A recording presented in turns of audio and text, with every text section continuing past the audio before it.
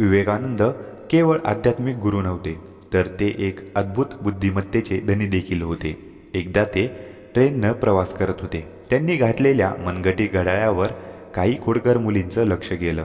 त्या मुलींनी विवेकानंद यांच्या सर्वसामान्य पोशाखावरून खिल्ली उडवण्यास सुरुवात केली.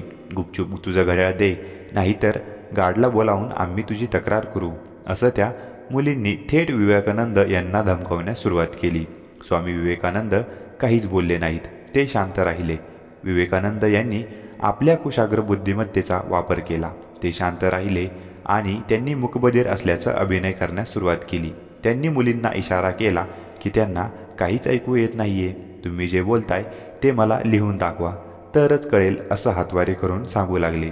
मुलींनीही त्यांचं म्हणणं एका कागदावरून लिहून विवेकानंद यांना दिलं. विवेकानंद यांना जे हवं होतं अगदी तसंच घडलं. यानंतर विवेकानंद यांनी मोठा आवाज दिला आणि गार्डला बोलावलं.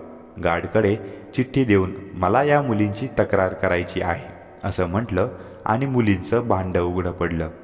मित्रांनो, तुम्हाला ही कथा कशी वाटली ती कॉमेंट करून कळवा व चॅनलला सबस्क्राईब करा. व्हिडिओ आवडला असल्यास लाईक करा. धन्यवाद.